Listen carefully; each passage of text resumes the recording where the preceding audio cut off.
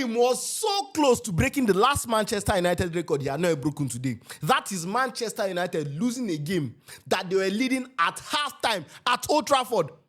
Watching the game, I was like, I dare you, Ruben Amorim. Break that record. Break that record today. Let's see. You see, in as much as I give Ruben Amorim most of the blame for everything that is going on at Manchester United, I blame him for almost everything. Some of these players, that first half, I give Ruben Amorim his praise. He did well in the first half. They looked way better than the rubbish they played against Green Beans. They were supposed to end that first half with at least 4 goals. Bad as bad, 3 goals. What were those misses? Ahmad missing a tapping. I mean, Mbeumo was very, very good. He was their best outlet that first half. Although he was playing on that right flank, he was like their centre forward. You notice that even when Zexi came on, he was still playing in that similar position Cunha was playing because Mbeumo was meant to be the outlet and he played that game so well. We'll talk about Mbeumo more later. But Mbeumo, this game was absolutely amazing.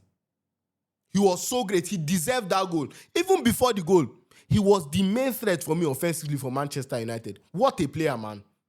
He looks more fit. He looks like he's getting more into the rhythm for Manchester United. In the first 2 games, for me, he was not looking 100%. But this game now, it looked like the Brian Mbeumo I was seeing at Brentford. You get me? So that first half, particularly, Manchester United were not supposed to be anything less than 4-0 up. I mean, this is Burnley at Old Trafford. A team that came from the Championship, went back to the Championship and came back up. They're supposed to beat them. The Old Trafford crowd, I'll give them credit. They were up for this game. They did so well. They created an atmosphere for Manchester United to win. So the first half, going in at halftime felt like a loss almost. And you go in for the halftime and come out for second half. And then everything just vanished. The Manchester United I was watching in this, their new home kit that you can now get from the Adidas Steak Store by going to our official website, adicassteak.store, or messaging us on WhatsApp with this phone number where you can get the Man United home away or third kit or any other jersey at all. Delivery is worldwide. The Man United I was watching in that kit was a whole different Manchester United. I don't get it. Can't Man United have something good for 90 minutes? Yes, you got the win in the end.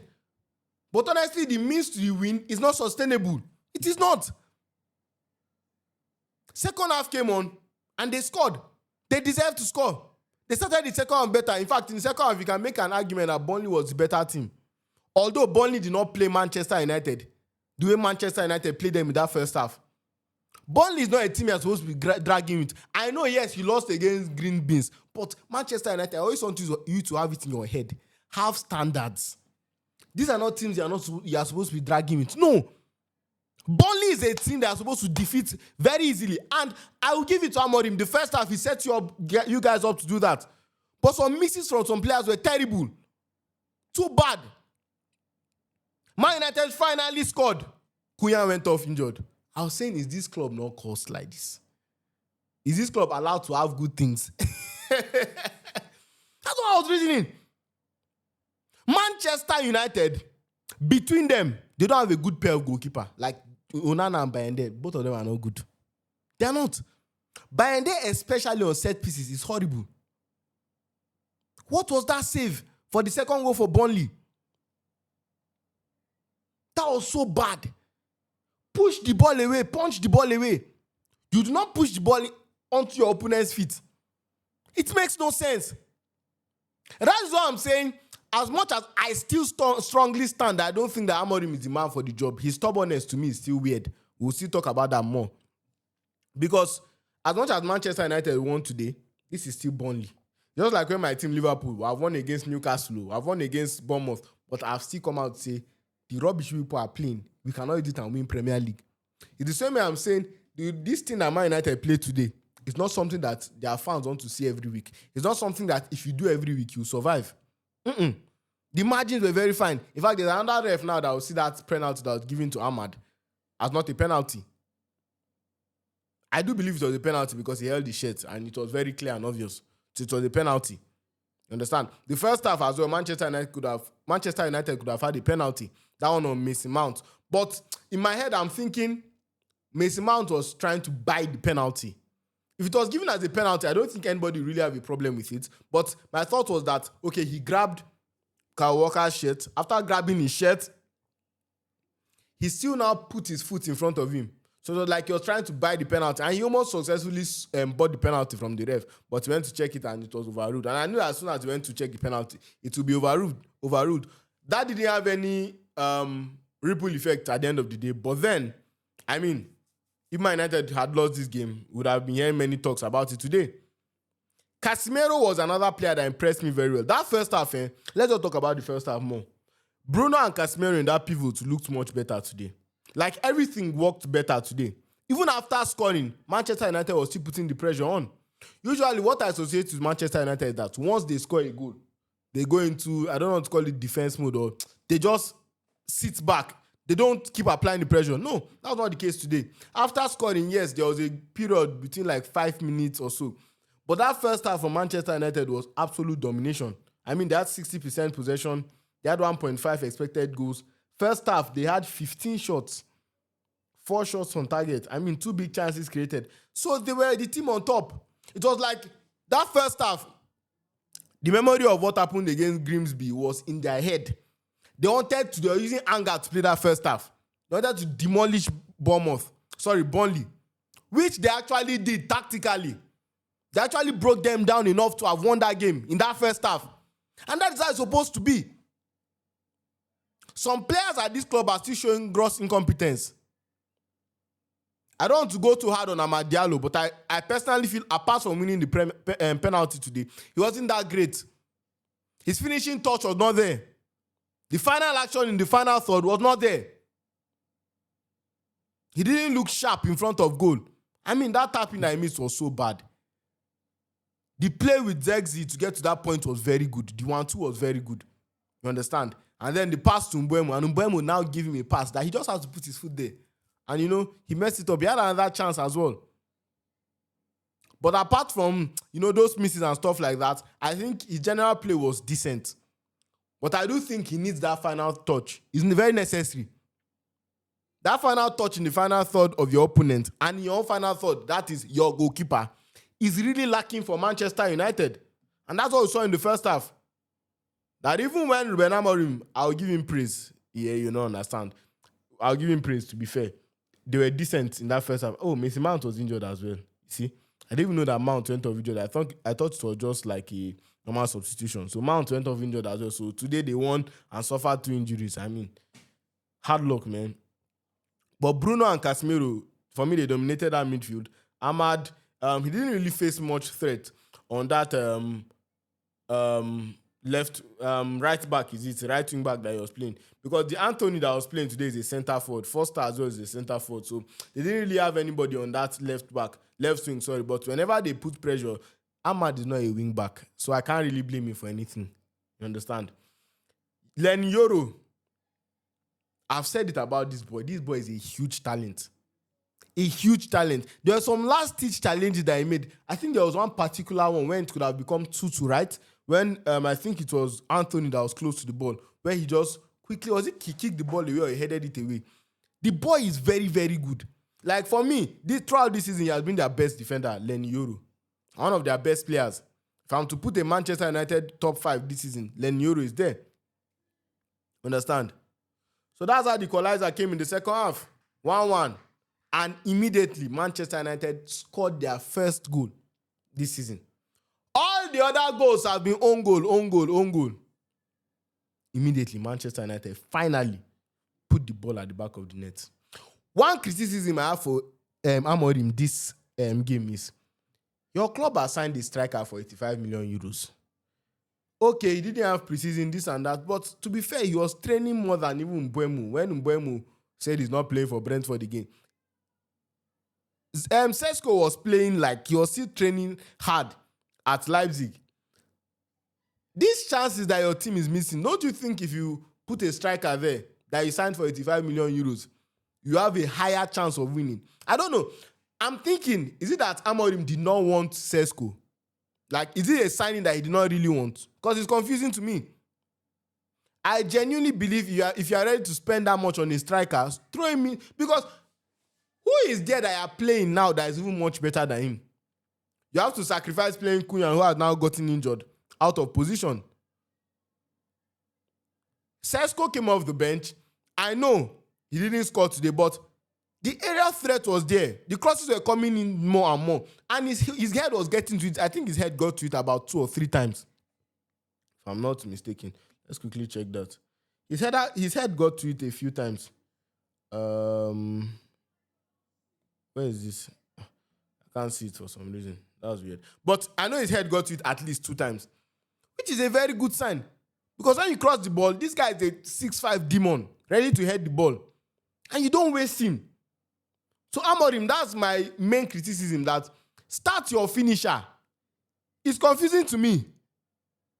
Is it that's my question. Amorim, you did not want Sesko. That's just what it means to me. Because for you to even bring on Zexi, that was injured and didn't play preseason, it's odd. You understand? So back to talking about the game. And I said that is how Man United scored their second goal, first goal of the season. Yes, that's their first official goal. The other 2 goals were own goal that scored for them. And today, Mbeumo scored. And he deserved that goal. He was very, very good this game, I mean. The pressure was on from him. He kept attacking and attacking. He never stopped. Whenever he had a chance, he didn't really mess up the ball. He would either find a pass or take on his man or even get a shot off. He really, really deserved this win today. He deserved this goal. Understand? Good play from Dalo, getting to the byline and then squaring it. And Mbeumo had the awareness of mind, the consciousness of mind to not follow you see how all the Burnley defenders ran to the ball to go and defend? No. He just stepped back and the ball came to him and he finished it very calmly. You understand? So that was very good play from Mbeumo and he deserved that goal. And then come again, Manchester United concede again. First of all, they conceded before and it was offside. You understand? Then the goal came. Anthony scored. Back to the poor goalkeeping of Manchester United. As much as I blamed Amorim for that Grimsby game, Onana and Bayende, I don't know how many coaches can survive having these 2 guys as their options. Bayende is a tad better. But honestly, when it comes to defending in-swinging corners, when it comes to defending set pieces in general, when it comes to when the ball is in the air, or there's a little bit of ruckus in the box, Bayende is not your man at all. So Amorim, yes, he has his bad things, but these players are obviously and honestly an additional burden to him. They are too bad. These keepers are too bad. And a goalkeeping, people know this, a goalkeeping position is one of the most important positions on the pitch, because when a goalkeeper is good, he puts confidence and puts faith in his defenders that, okay, even though I get beaten at times, my goalkeeper is here to do something. You understand? And that makes the team entirely confident. But when they are looking at this goalkeeper, sometimes you can even overdo something like ball that's supposed to leave for a goalkeeper to save. You go and put leg before you know deflection happen, goal has happened. So these 2 goalkeepers are poor. Get me? So Man United then conceded a goal, and then again Manchester United found it to score another goal. I mean, see, I cannot lie. Man United deserved the 3 points today. They deserved these 3 points today 100%. Anything less than 3 points would have just been a catastrophic failure. Because, as I said, I'll give it to Amorim. He set them up to win today. You understand? I still strongly stand by the fact that in the long term, a 3-2 win against Burnley at Old Trafford for Manchester United is not something that should be replicated. At this point, Man United just need the 3 points. Let them finish that bad start to the season. Where are they currently on the table now? They moved to 9th position, which is better than where they were. You just need to, let the engine start running. You understand? Let the engine get fired. You understand? And let the confidence within the squad. Winning is what inspires confidence in a football squad more than any other thing. So they needed this win. You get me? So Bruno Fernandes stepped up. The questions were there. Will Mbeumo take it? Will Sesko take it? And I was like, what are people saying? Mohamed Salah misses penalties. Harry Kane misses penalties. Mbappe. I've seen all the greatest. Messi, Ronaldo, all of them have missed penalties. It happens. I don't know which of you expected that Bruno Fernandes, that the Manchester United penalty taker for how many years, will now step off the penalty. It makes no sense. It makes absolutely no sense. You get me? So Bruno Fernandes stepped up with the pressure on him.